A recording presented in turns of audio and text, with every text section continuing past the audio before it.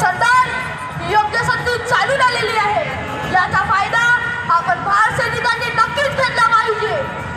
सरदार, आपण 4-5 सैनिकांनी. सरदार, तुमचं कसं काय? आमचंही लई बरं आहे. सरदार, तुमच्याकडे आमचं एक काम होतं. कसलं काम शिकणार? सरदार, ऐकवण्यात आलं की लवकरच इंग्रज पेशवे युद्धाला सुरुवात होत आहे. आमची अशी इच्छा आहे की या युद्धात इंग्रजांच्या बाजूने न लढता पेशव्यांच्या बाजूने लढू म्हणतो, म्हणजे द्रोह होणार नाही. म्हणून श्रीमंत पेशव्यांची भेट घ्यायची होती. फार चांगले विचार आहेत की मी श्रीमंत पेशव्यांना विचारतो आणि तुमची भेट घालून देतो. ठीक आहे का सरदार? ठीक आहे सिद्धार्थ, भेटू सरदार.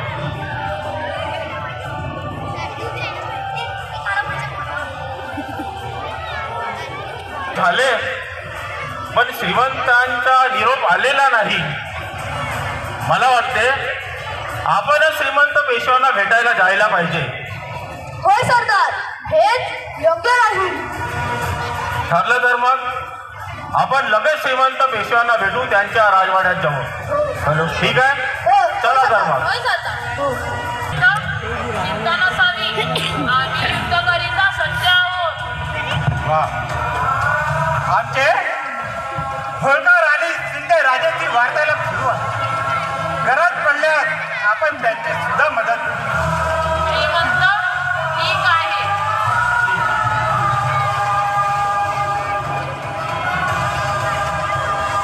जोहार मायबाप, जोहार मायबाप, जोहार मायबाप.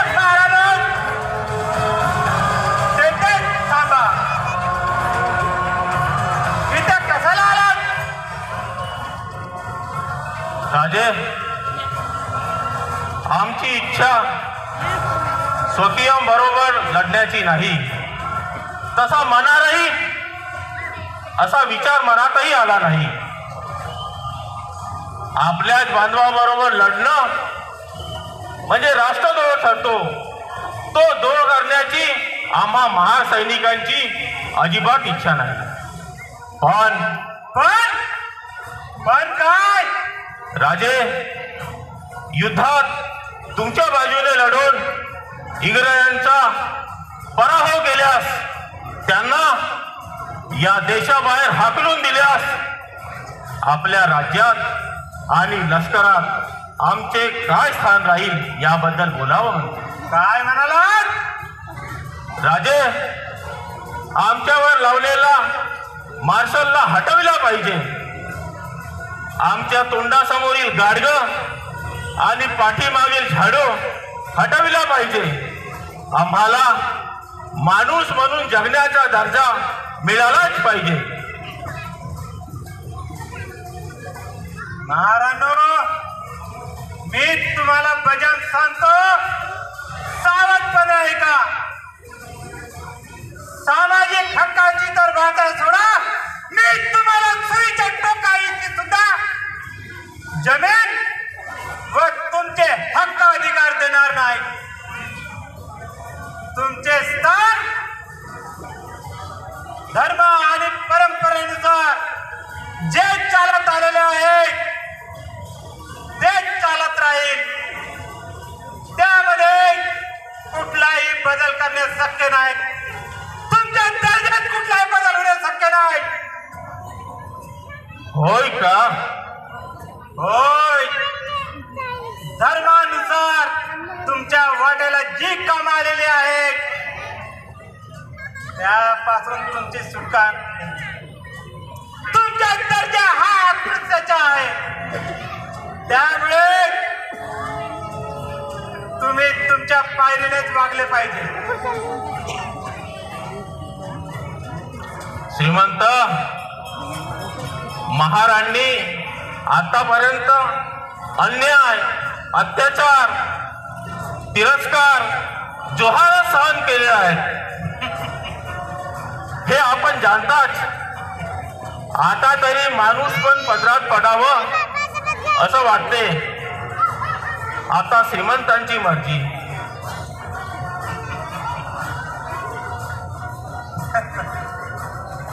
मला इंग्रज श्रीमंत, जरा विचार करा. पायातील वाहन डोक्यावर घ्यायचे नसते. ते आणि जानुराज, तुम्हाला जर तुमचे न्याय, हक्क, अधिकार जर प्राप्त करून घ्यायचे असेल तर युद्ध करूनच, आमचा पराभव करूनच ते तुम्हाला प्राप्त करता येईल. हे युद्ध इंग्रज विरुद्ध पेशवे न राहता पेशवे विरुद्ध महार आणि सस्ता हातात घेऊन संघर्ष कामा नये. श्रीमंत, परत एकदा विचार करा. यासाठी तुमच्या सरकारने अस्पृश्यांचा सल्ला आम्ही का घ्यावा? पेशव्यांनी अस्पृश्यांचा सल्ला घेतला असा इतिहासात कुठेही नोंद नाही. तुम्हाला जर स्वर्ग प्राप्त करून घ्यायचा असेल तर आमच्या सेवा करूनच तुम्हाला स्वर्ग प्राप्त करता येईल. तुम्ही तुमची पायरी ओलांडून वागू नये. श्रीमंत, आतापर्यंत तुमची सेवा चाकरीच केली, धर्माप्रमाणे वागलो, जगण्याचं आणि जीवनाचं शेण केलं, माती केली नव्हे, जीवनाची चिखल माती झाली तरी भ्र काढला नाही. आमची मागणी एवढीच आहे की युद्धात तुमच्या बाजूने लढलो तर आमच्यावरील अन्याय अत्याचार दूर करून आम्हाला माणसाचा दर्जा देण्यात यावा. मागणी काही मोठी नाही, पेशव्यांना सहज शक्य आहे. ही महार सैनिकांची अंतिम विनंती आहे. पुढील जबाबदारी आपली राहील श्रीमंत, असे आम्ही बजावून सांगतो तुम्हाला.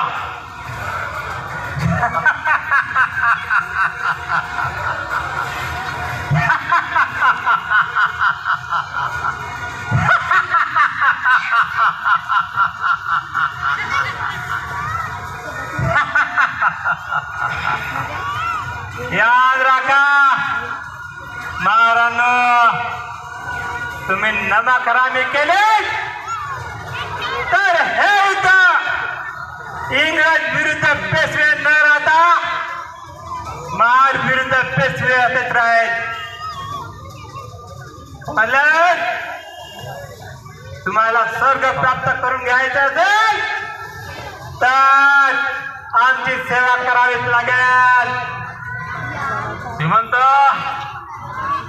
ताटाखालील मांजर एरवी शांतपणे दूध पिते, तिथपर्यंत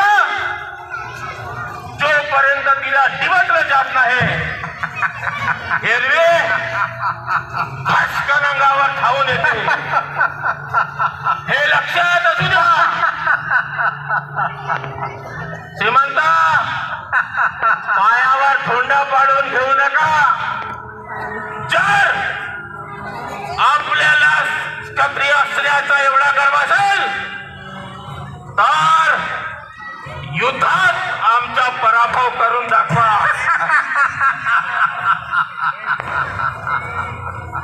महाराज, जास्त मगराव नका, चला निघायचं. श्रीमंत, लक्षात घ्या, महाराजांनी शस्त्र हातात घेतले की सिंहाच्या सावजावर तुटून पडतो तसे महासैनिक तुटून पडतात. महार म्हणजे सिंहाची ज्योत. तुमचे अन्याय अत्याचाराचे बुरुज ठासडू लागतील. अंतिम घोषणा समजा. रक्तपात होत असेल तर होऊ द्या.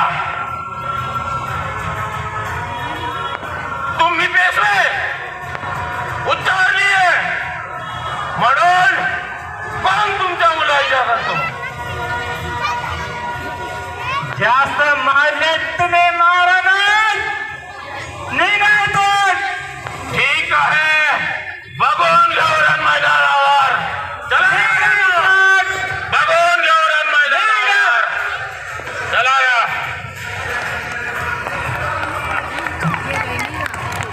छत्रपती संभाजी महाराजांना सन्मानजनक अग्निदिनी म्हणून त्यांना सुद्धा कठोर शिक्षा देण्यात आली आणि आपल्या समाजावरती मार्शल लॉ लागू केला. होय, संभाजी राजाच्या गुन्ह्याचा बदला आणि त्यांना अग्नी दिला म्हणून वडू गावातील महारबांना मृत्यूची शिक्षा दिली. त्याच्या आता आपण बदला घ्यायलाच पाहिजे. होय, आता वेळ आली आहे आपल्या न्याय हक्कासाठी लढण्याची. आपण शेळी मेंढी सारखं जगण्याचं सोडून द्यायला पाहिजे. आता आपण शिवासारखं जगायला पाहिजे. आज मला आपला सगळ्यांचा सार्थ अभिमान वाटतो.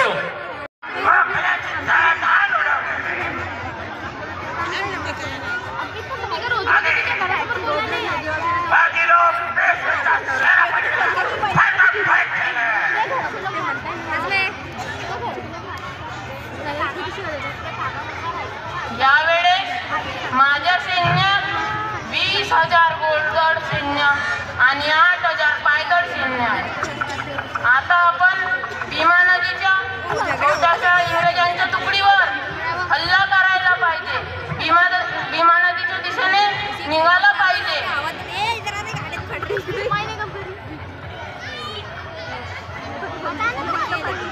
भीमा नदीच्या अलीकडे गिरावा शत्रूचे सैन्य उभे आहे. शत्रूचे सैन्य फार आहे. त्यांना धरून गोंधळून गेलेलो आहे. काय संघटना आहे. आता बोलतो आणि युद्धाची घोषणा. होय कॅप्टन, आमच्याकडे 500 पैदल सैनिक आणि 334 इंग्रज सैनिक तयार आहे. होय कॅप्टन, आम्ही तयारी करतो लढण्याची.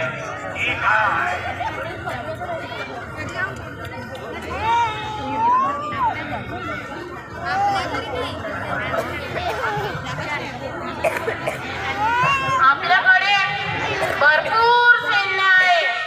घाबरायचे काहीच कारण नाही. आपण इंग्रजांच्या तुकडीचा सहज पराभव करू शकतो.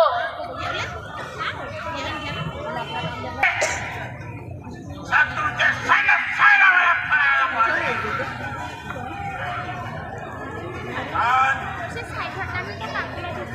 त्यांचे सैन्य किती आहे. थोडीशी त्या आजीला दिसत नाही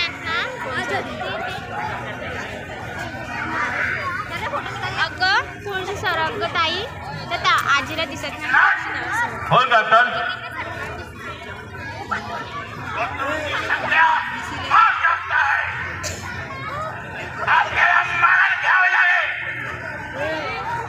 नाही सरकार, आपण माघार घ्यायची नाही.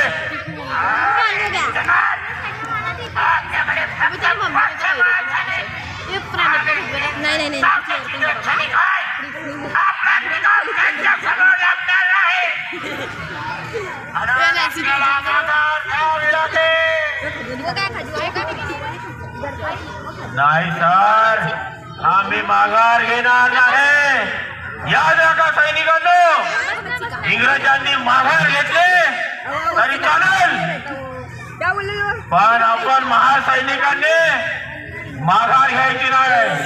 ये नागपुर का डॉन देख रहे आज आपले हो देखने के ताव दे कोण आत्मसन्मानाची अस्तित्वाची लढाई आहे. जोपर्यंत प्राण आहे चलाते हुए आई तोपर्यंत आपल्या सन्मानासाठी अस्तित्वासाठी लढा. स्मरणात असू द्या, मरणानं मोल वाढते. जिंको किंवा मरो. इधर नहीं ना नाटक उधर किसको देखी तो होय सरदार, आता या श्रीमंत पेशव्यांना चांगला धडा शिकवायलाच पाहिजे. लढा रे लढा. आम्ही आता कोणाच्या तयारीने युद्धात उतरलो आहोत. सरदार, शिवसेनेकडे आहे, पण आज पेशव्यांना त्यांची जागा दाखवल्याशिवाय आम्ही राहणार नाही. आम्ही आज आपल्या न्याय, हक्क, अधिकार मिळवल्याशिवाय राहणार नाही. जिंकू किंवा मरू. आम्हाला आज छत्र आणि शंभरी महाराजांना सन्मान देण्यामागे दिलेला वडू गावातील गोविंद महार आणि महाराष्ट्रातील लोकांना दिलेल्या शिक्षेच्या बदला देण्याची हीच वेळ आहे. आम्हाला आज लढून जिंकलंच पाहिजे. आज पेशव्यांना दाखवून द्या महासैनिक काय आहेत ते. वेगवेगळ्या योजना आखा. पेशव्यांच्या सैन्याची दान उडाली पाहिजे. कुठल्याही परिस्थितीत आपल्याला हे युद्ध जिंकायचेच आहे. सिंहासारखे लढा.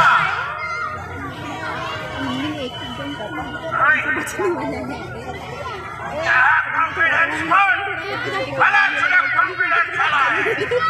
आपण संख्याने कमी असतो तुमची आजची हिंमत आहे. त्याच्या पायात ठेवून आम्ही हे युद्ध जिंकू शकतो. सैनिकांनो, हे युद्ध आपल्याला जिंकायचं आहे. होय कॅप्टन. होय कॅप्टन. याद राखा, आपल्याला हे युद्ध जिंकायचे आहे. आपल्या अस्तित्वासाठी लढा. जोपर्यंत प्राण आहे तोपर्यंत लढायचं आहे आपल्याला.